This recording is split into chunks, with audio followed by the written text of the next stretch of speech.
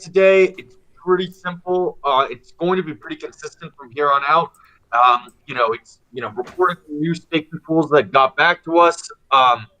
Further due diligence update, which is really coming from James and Philip, uh, and then an update from Michael um, and others about putting evaluations that we put on the website and any other items we want to bring up. So I'll just go quickly over the new staking pools that got back to us. Lido and P2P got back to us. I'm waiting on a couple more, quite a few more actually. Uh, and those are the latest updates, and hopefully we can get Lamboshi to post the latest link for the Excel sheet so we can see those answers and start kind of looking at them. So that's where we are there. I think that once we have a couple on the website, it'll greatly incentivize some of the other staking pools to actually give us their answers rather than me kind of asking them to get it to us for them, their answers to us. Most likely because they're going to be like, wait, my competition or other people within this community have those answers up there. We should probably get them. I'm having a whole lot of trouble with your audio, Madison. I don't know if you can tweak it or not, but I'm having a ton of difficulty understanding you. All right, let me plug in. Give me 2 seconds. A question about the kind of Lido P2P comparison, because I know that P2P is running on Lido. And Lido is a staking pool. They're not running any of the nodes themselves. And, P2P is inside of it as well. So a couple questions I have is, how do we want to judge and rate or explain, I guess is a better word, is, validators inside of a pool. For example, like Stakewise is a pool, they run all their own infra. Lido doesn't run any infra. So do we also want to have P2P as like a subcategory of Lido or have it stand on its own? I think it's kind of an interesting use case.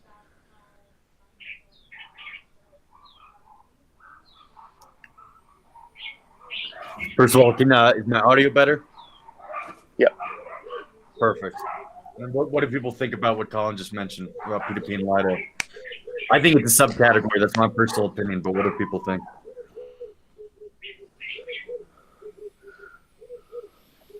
We'd need to get all the node runners inside of a pool then. So we'd need to get staking facilities in Chorus One, which I at firsthand contact with them, so I can kind of feed them. They're currently, they weren't on the list, but I think if we want to judge Lido properly, we almost have to judge it in its entirety, right? You kind of have to dig into each node provider and what their reputation is, and then that comes to some type of aggregate viewpoint of Lido. It's a different, example than some of the other ones. I feel like it almost sounds like Lido is going to be a bigger project than it seems, just because there's a node operator portion.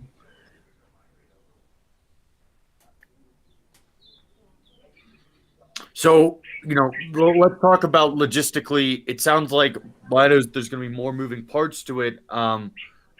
Do we wait until we have all those parts and effectively evaluate each one of those parts before we give an overall kind of Lido rating? Or do we evaluate them kind of piecemeal as they come in and then put at least the parts that we have evaluated online? Yeah, Philip? Isn't that the same situation for Rocket Pool as well? I mean, we have node operators there, they aren't ready yet, and there's still some moving parts, but we still applied some kind of reporting on them. Yeah, I agree. I think the biggest difference is that Lido is using a trusted model, and I guess Rocket Pool is using a trusted model as well, but it's not trusted providers. It's not trustless because SSP doesn't exist, but it's trusted node operators, but they're kind of unknown or pseudo-anonymous, if you will. And when dealing with Lido, the validators inside of it are only voted in through the DAO. We know who they are. They are centralized, trusted parties. So I think for the sake of being thorough, I don't think that Lido can be fully judged without all of its sub parties being judged. But that's also difficult to do. It's just because we know who they are, right? And they have reputation, and they have their own setups. Because each of those could have a different setup, not from a keys perspective, but from a cloud provider perspective. Some could be on-prem and different things. Whereas with Rocket Pool, it's pseudo-anonymous, if you will. Maybe like layering it too deep, but with Lido now having 40,000 ETH staked, it's a pretty serious thing. And I think that whatever we come out with for them specifically, like it should be as thorough as possible. So it sounds like, one of the paths forward that's being proposed is we not release anything on Lido from an evaluation standpoint until we effectively evaluate each one of its parts. Is that a good summary? It's a proposal. Want to see how everyone feels about that. Yeah. At least my 2 cents on that is that I feel the direction we've been taking with all of these, because not every provider that we've vetted so far, I would say, has been 100% gone through the system. We're part of this is we're doing follow-ups. Part of it is, using Rocket Pools in our example, they're still waiting on pieces too, but we've still given them a preliminary evaluation of snapshot of what today looks like.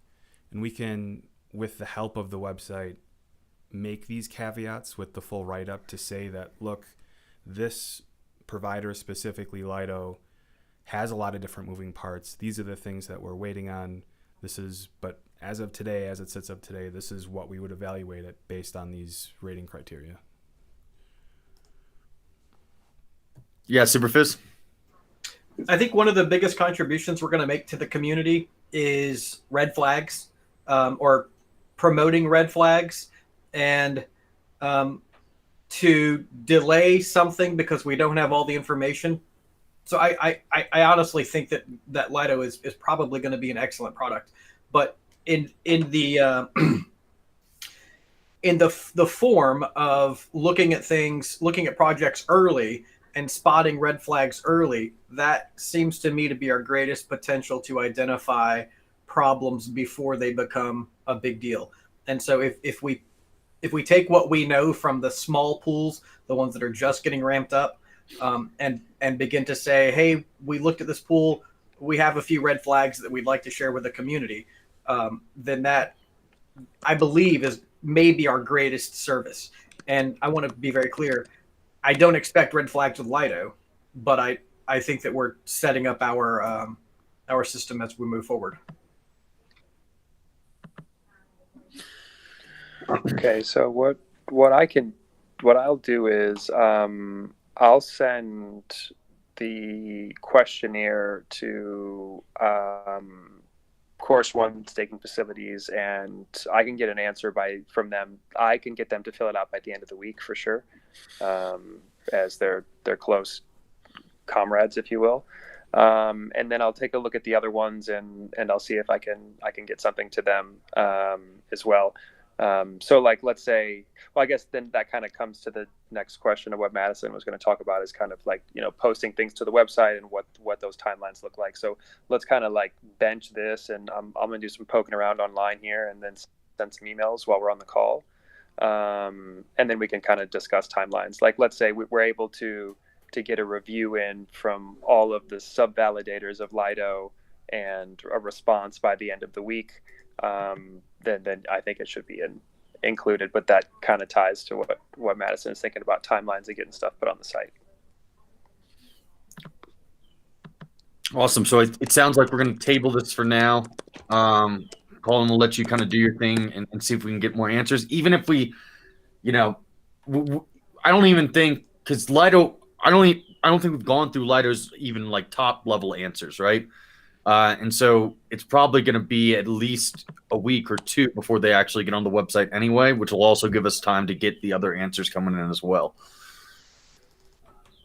All right, so I'm going to move on. Anyone have other questions on like, current pools that new staking pools that got back to us It's really, I'll ping Lamboshi. He's the one who operates that sheet. There should be a few more that are updated, and then you'll see it there. Awesome. So,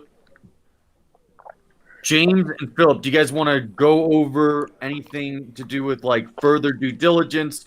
I remember we saw that Philip had posted something last week that gave us a little bit of a deeper framework about how to think about some of the answers to these questions. And you can find this. Do you remember where you posted this, Philip?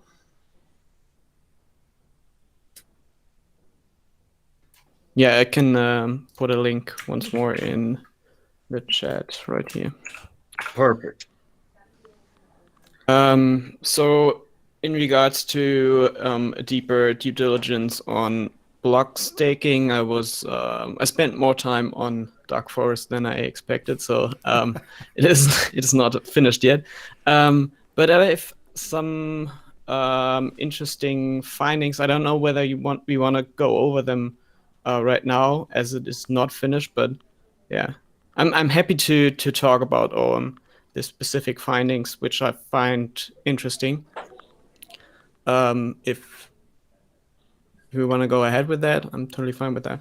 My suggestion, and I'm interested in what everyone else says, is once we have a full version of like the deeper due diligence, for example, once the full version of the deeper due diligence on block staking is done, that we review it and then change any of our previous answers if necessary. What do you guys think about that process?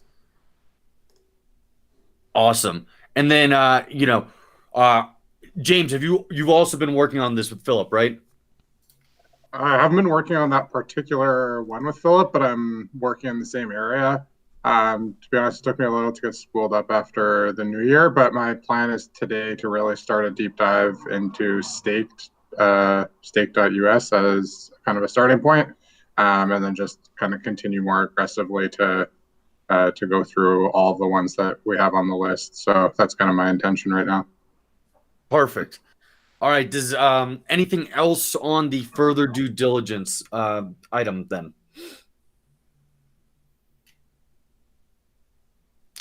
All right. Just one point. So I really want to emphasize that these further deeper due diligence are super important.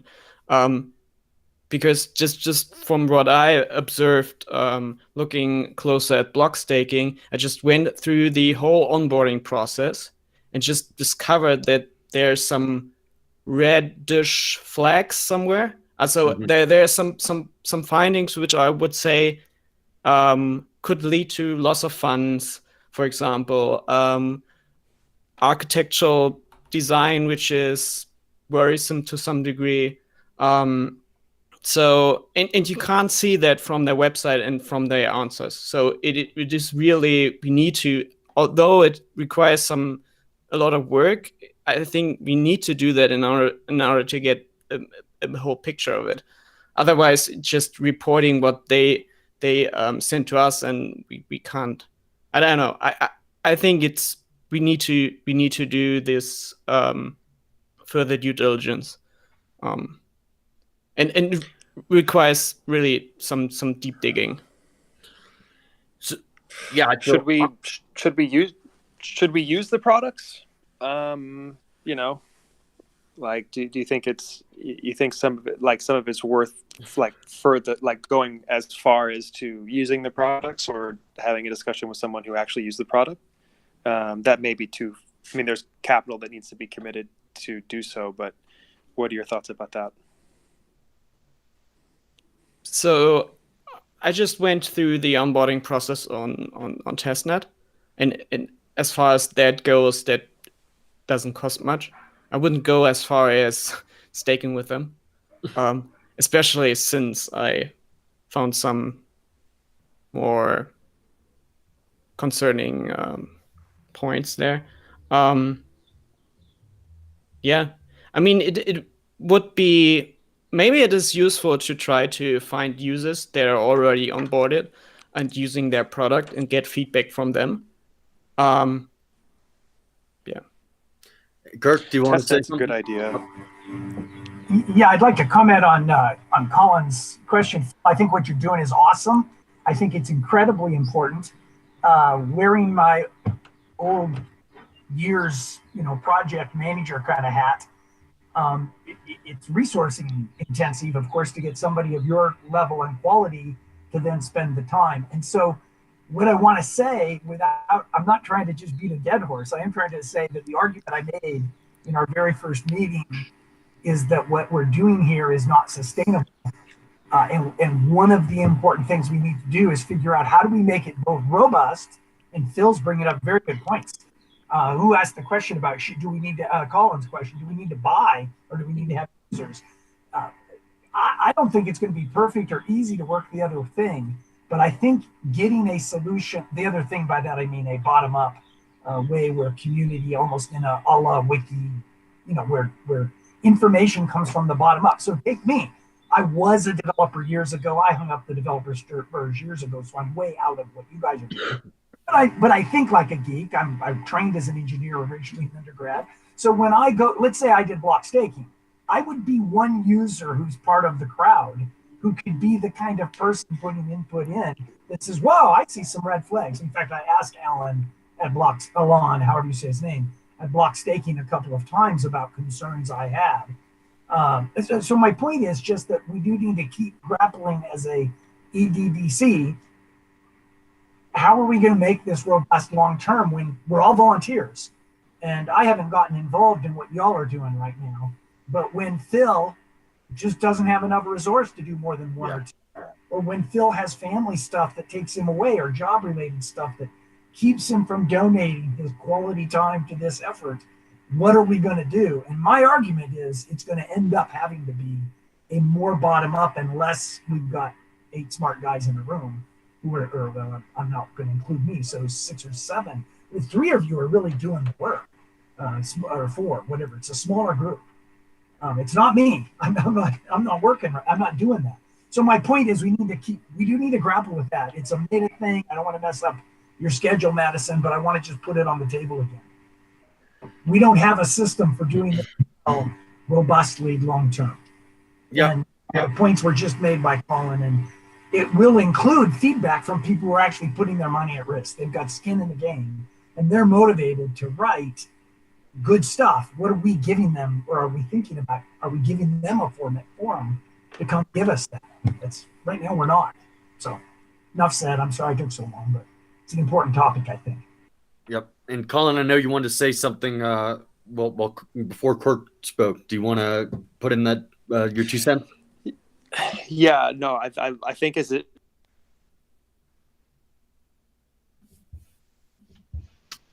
I think I lost audio. I lost audio. Colin.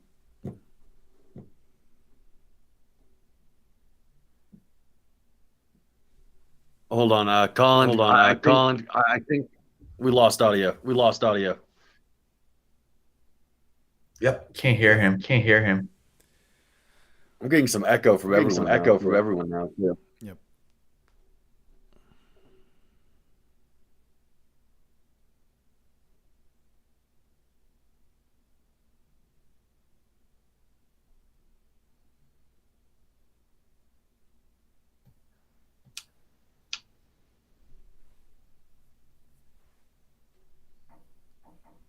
Yeah, I can't hear. Colin. Superface, can you hear me? Yeah.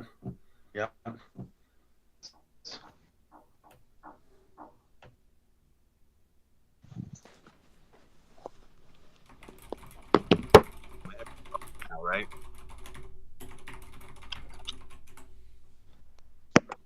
Sorry, guys. Better? Yes.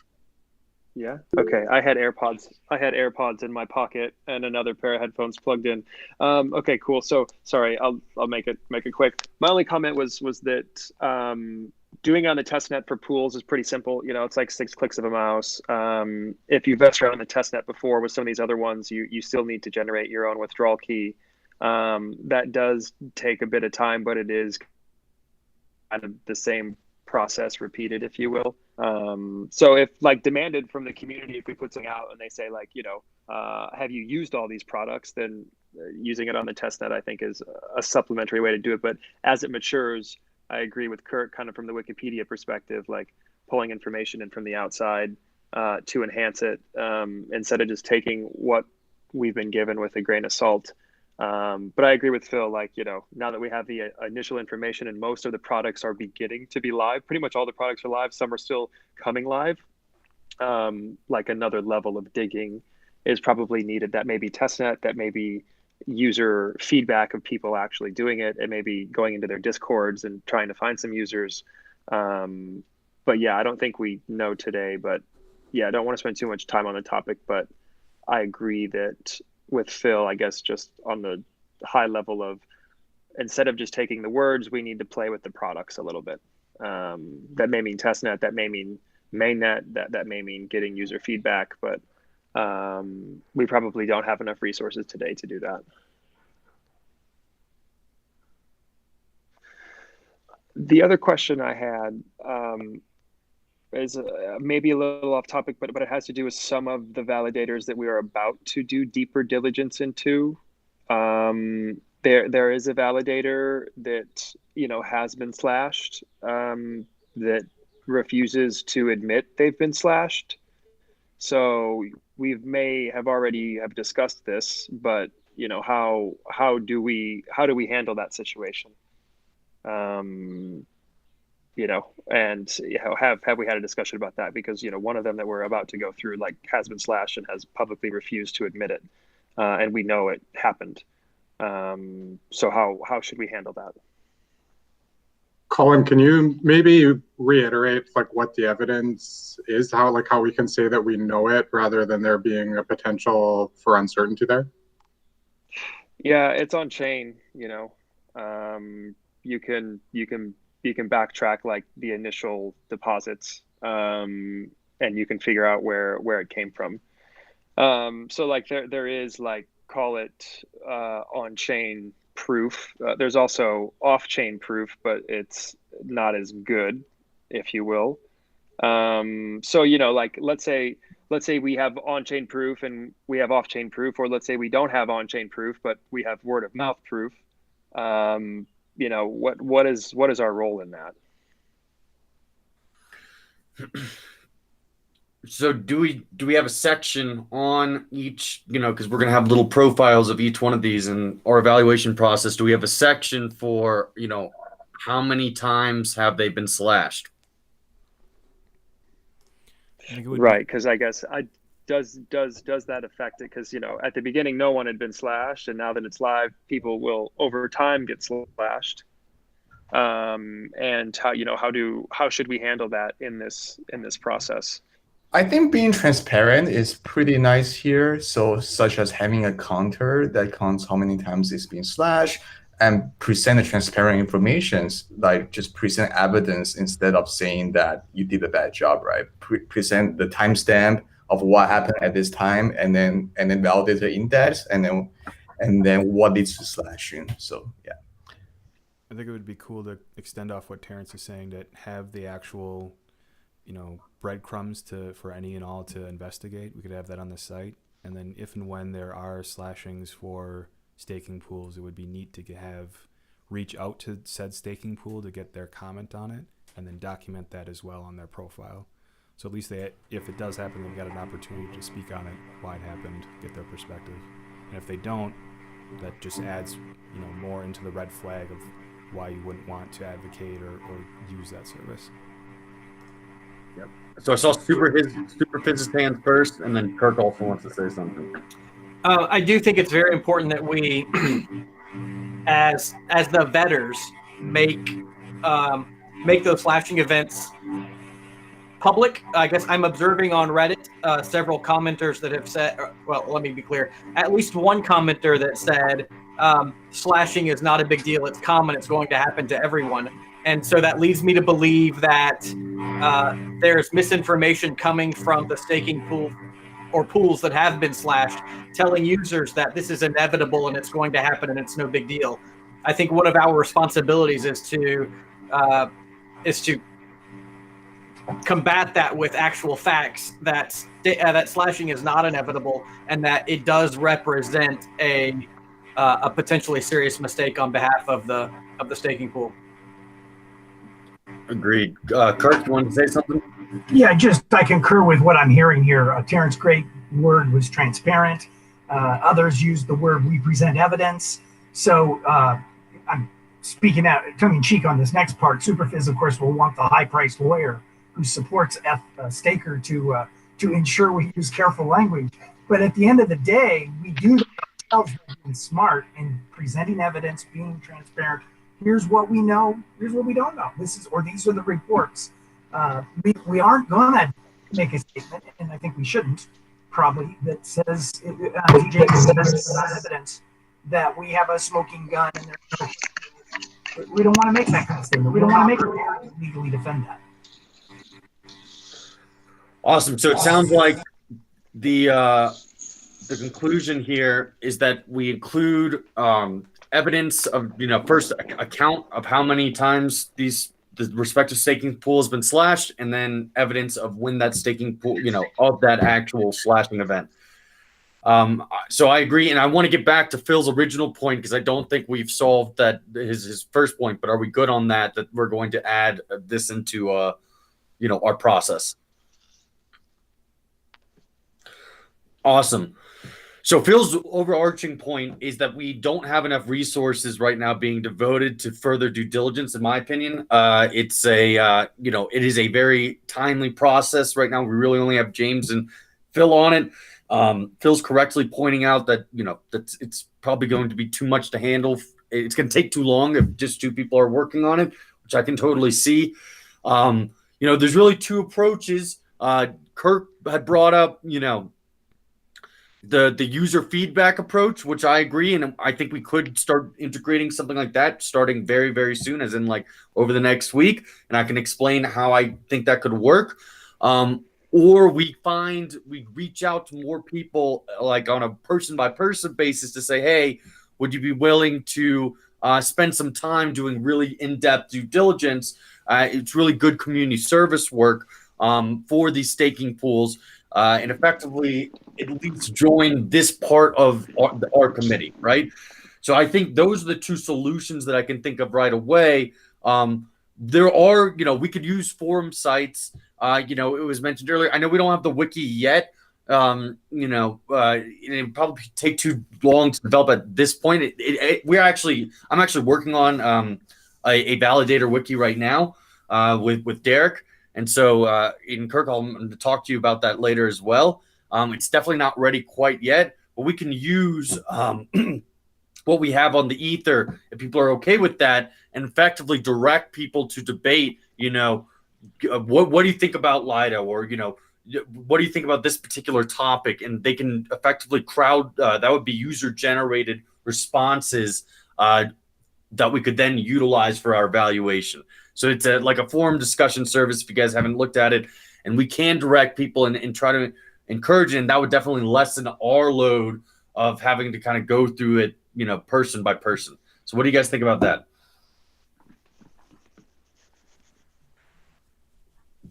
Philip, you good with that? I think that certainly can help with reducing the load of work, but I'm not sure whether it really can go as far as someone looking at that from a with a security mindset, because looking at an interface and trying to figure out whether there's something that could go wrong is something different than a user going the way it should be and reporting that everything works fine. So yeah, that's my point. I think it still needs someone looking with a security mindset on their processes and flows. Yep. So I think that we will, we can pose the questions or statements or debates about this in order to try to encourage the end user to look at it for the framework you're looking at. But I 100% agree that average end user isn't going to kind of report it within that framework. So it might be a situation where we have to go both paths. We try to get more user-generated comments user feedback, and at the same time also try to think about other people who could help us dive deeper, along with Philip, along with James. We bring them onto this committee essentially, and therefore we have both these prongs going. James, do you have something? Yeah, Madison, I was just wondering if you had thoughts on, how we would defend such a system from being kind of overwhelmed by false accounts from users where, like, let's say a staking pool has little genuine adoption or community around it. They'd be heavily incentivized to create 10 fake users and say that it's the best. And we don't have necessarily a strong way to moderate that or defend against that. Yep, it's a great question. There is a solution that we have is we can make these claims or these discussions require Bright ID and authentication, which effectively means that one person could not create multiple accounts. Really, Bright ID has gone through the painstaking process of creating something that ensures if you've been Bright ID authenticated, you are the person that's tied to that Bright ID authentication. And we can create debates on the Ether that only allows Bright ID authenticated members to participate, and that solves the sort of the social Sybil resistant issue that you brought up. Okay. That's a great point, though, and I agree that's a big risk, and we definitely should do a Bright ID enabled requirement. It might limit, it requires the user to then be Bright ID verified, but Bright ID, a lot of the experts within the validator community are Bright ID verified, and it takes probably about 5-10 minutes to do. So if people are very passionate about it, I think they'll be willing to do it. But so I agree on that. I think Philip and James, I'm happy to have a conversation with you as well, like how this will actually work in practice from the user feedback generation. I'm totally willing to do that. We'll coordinate offline about that.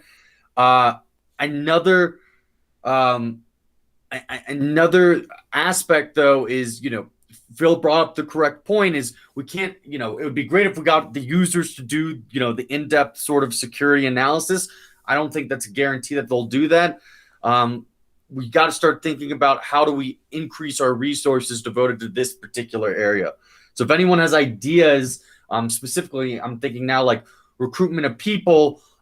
They don't need to be like full, it's up to them if they want to do like these meetings every week, or if they don't want to do these meetings every week, maybe they just meet with James and Philip to save them some time to devote more resources to the in-depth due diligence, because I totally see how it's going to take more time. In some cases, the people may already be available. Torsten told me when I contacted him this week that he's very interested in what we're doing. He just has a standing team meeting at this time, so he's totally out of this. So my point would be, if one of you wants to connect with him, he sounds to me like he's a caring and qualified resource who would definitely sign on to something that he's doing in asynchronous time, but not at this call. And there's probably others. That's just Torsten's the one I use as an example. Torsten in York, I see that Superfizz commented it here, right? Yeah, well, that's the same person. Same person. That's my bad. Yes, I think he is actually valuable enough that, and I don't know consensus on this, that he would be worth shifting the meeting to a different day or slightly different time, just to have his presence. And there are not many people I would say that about, but he is such a robust contributor. Just a thought. I agree. So, that I'll Superfizz, I know we had talked last week that you were going to reach out to some people who had fallen off. If you get me a time that York can do, I will then send it out to everyone and try to formulate the changing the time. And then, maybe another good next step is if you can introduce Philip and James, because was York here when you guys have been on these calls? I think James, you were here when York was here one time, correct? Yeah, I was, and I've actually, so I've been part of Rocket Pool's community for a long time, and he's really active there. I've talked with him dozens of times over the past months. Yep. So, yep, Superfizz. I just realized I have a bit of a standing pool that might be a great place to draw candidates from. The ETH Staker Discord has an educator role that is populated by really knowledgeable contributors. They might be the next best stop to find out if people are willing to contribute here. There are, I think there are 10 of them, and they have just done a superior job of connecting with the community and doing that kind of role in a different capacity. So I will begin planting seeds there. Yeah, terrific. And so, James, if you want to get in contact with York, and what I'd suggest, obviously that's up to you guys, but like you and Philip and York could get on a call, and you guys talk about the needs for kind of more in-depth due diligence. At the same time, Superfizz will be kind of reaching out to the educator community, bringing up the idea. If there's interest there, then Superfizz could potentially connect those individuals with, once again, Philip and James, and you guys could kind of go over the process there.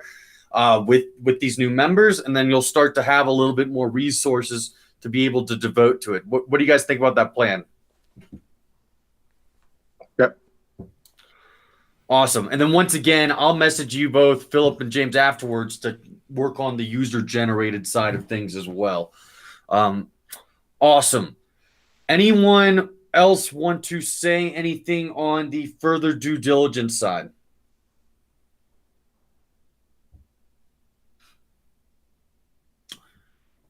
Terrific. Then the next step is, Michael, would you want to report on any updates on putting what we have on the website?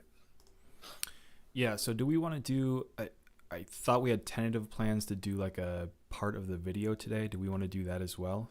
Or were we just doing website updates? Well, I was prioritizing the website update over the video recording because we just haven't seen it. We have 20 minutes left. It's if we do have time, I don't think we're actually gonna have time for the video recording. What do you? That's what I was thinking. That's kind of was. Okay, so it might be the thing where we just record our own face to face and send it and patch and splice them together. If I'm wondering if that's easier too. Yeah. Yeah, I think that'd probably be easier for you too. And then even if we got 3 people next week, we would upload 3 on there, and then as more people come in, we upload more. Yeah, it'll give more opportunity. And weren't you just looking for a couple sentences? I mean, you could literally let some people do it now. I don't know how you make the screen bigger for the person who's talking, but you can jump from one to another and capture a few. I'm not liable to really set up a camera, but I'm happy to do a call like this. So. I do have a staging site up. Admittedly, I got a little distracted with some CSS stuff, and I haven't been able to, or I haven't compiled the evaluations on the site, but I will send it over just so we have something to peek at, so it doesn't look like I'm just talking about a website. There's actually something being built. So that's sent in the chat just for a quick preview. It's nothing fancy. It's going to do what we want. This is more just a shell to hold the data for the time being until we figure out all the bells and whistles. Obviously, we set the priority being let's just get the data out there.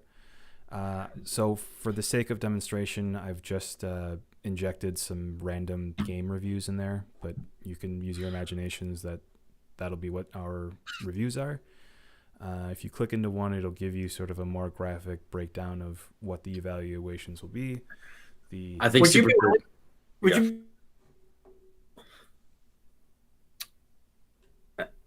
I think you just froze.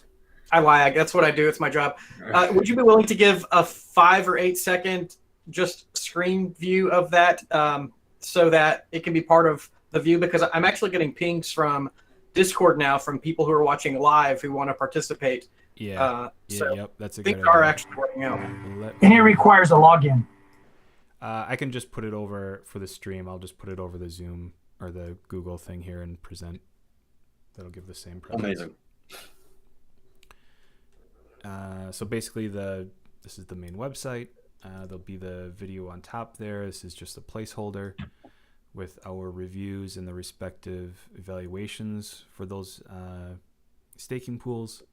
When we go into respective review, we'll see the main overall score front and center with our in-depth breakdown, sort of giving a full breadth of the snapshot of what that staking service rating is today, and what we may or may not be waiting for going forward with different pieces. Then sort of a condensed summary on the bottom, just footnotes like, basically a, too long didn't read section. And then sort of a more granular review on the bottom explaining the point system, what we found good, bad, or otherwise, essentially.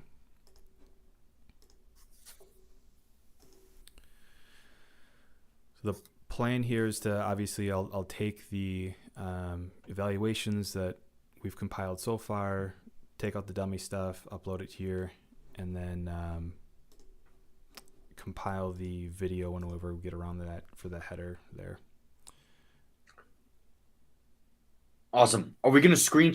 I couldn't tell from earlier. Are we going to screen share to see what it looks like now, or not worry about it for now? Oh, I'm sorry.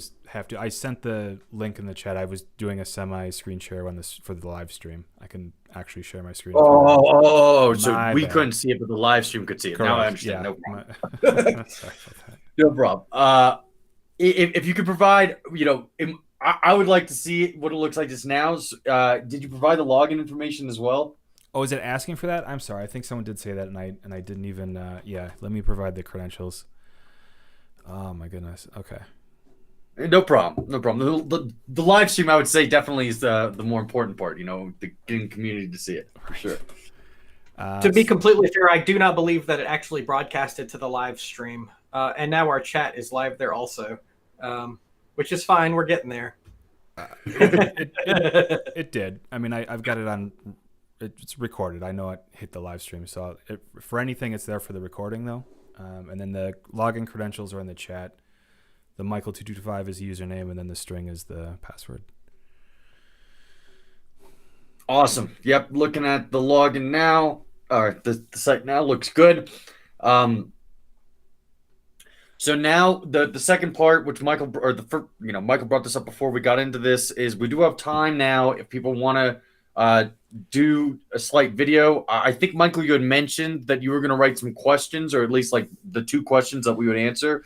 It's up to us right now. Do we want to do those answer questions now, answer those questions now, record it, use that as our video, or do we send individual videos answering those questions on our own time and someone effectively splices them together? So I actually now hearing that, because I had it in my head that we would be doing this live, but I actually now hearing the suggestion of being able to stitch these together, that would be my vote for that. I think it'd be more comfortable for everyone. They can do it on their own time. Allows for more people to join that aren't here today. And then we could add just a little bit more polish to it. And I'm willing to do the editing. That's not a problem on my part. Perfect. So I think, Michael, what I'd recommend then is you post either in the general section, just at everyone, here are the 2 questions you need to answer in your 15 to 30 second blurb. Everyone here, definitely remember to keep it on the shorter side, because in case every one of us answers, or even more of the committee members answers, it'll get too long. So really try to target the 15-second mark even, and then we can all send those to Michael on our own time, and hopefully by next week we'll have something on the landing page that whoever has submitted videos already, the video can be on there, and if they submit it in the future, they can get added. Sounds great. I will do that. Awesome. Any other items? Well, anyone want to talk about anything else related to the website and uploading the information?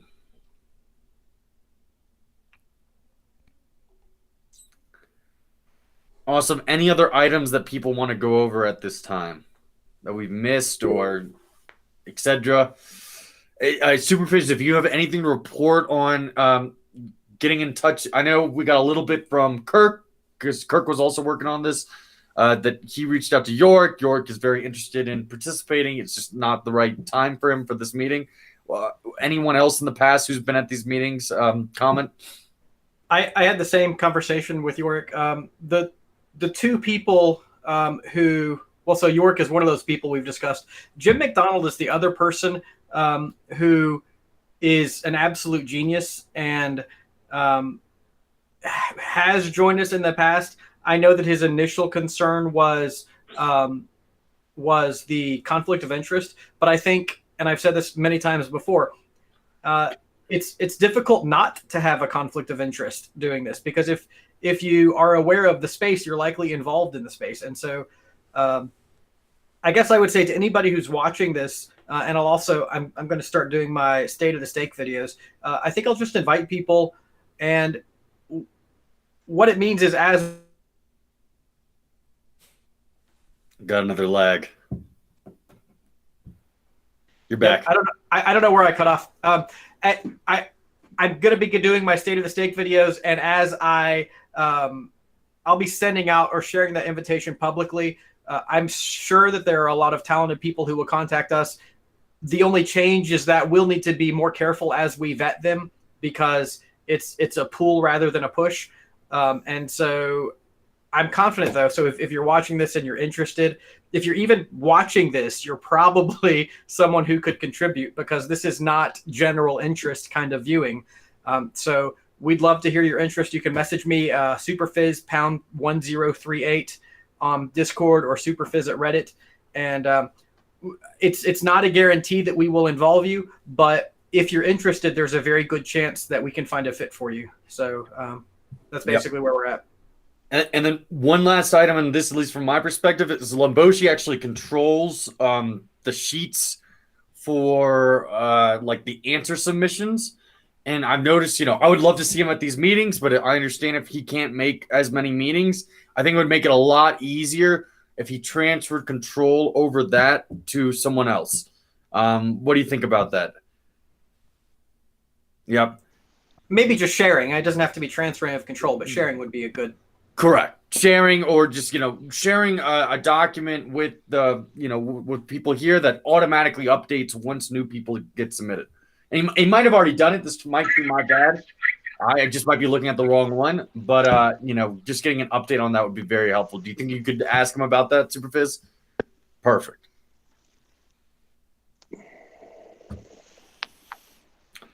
Awesome. Any other topics people want to bring up?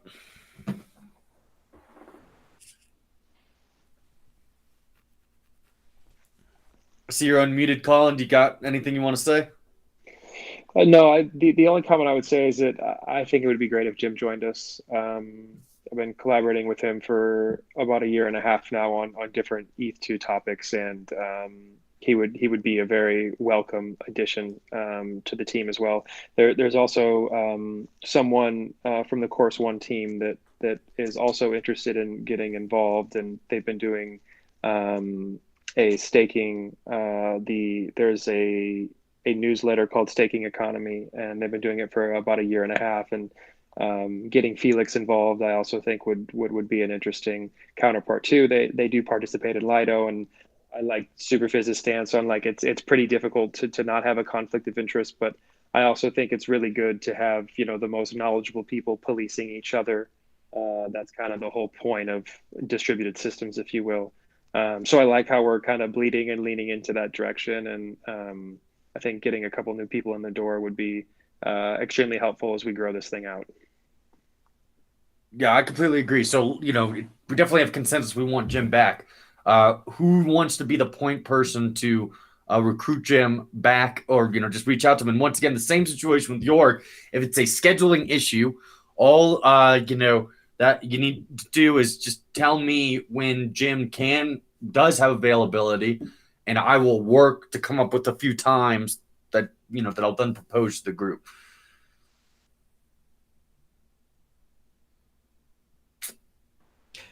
I think we all like Jim. I don't know who would want to fight over it. I'm happy to reach out to him, but someone may have a better relationship with him than I do. We're just casual internet friends, so. Okay, I'll reach out to him unless someone else does. Okay, I got it. Colin, you can reinforce that, though. I think you might have an. Yeah, I'll ping him. I'll ping him offline and kind of say, hey, if we'd love to have you join. So if we can get a time that works for him, I think that would be a great addition to the team for sure.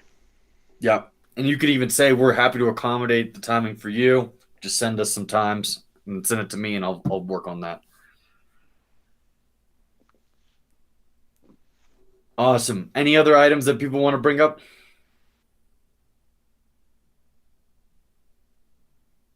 Terrific. Thanks for coming, guys. See you next week. Have a good day, everyone.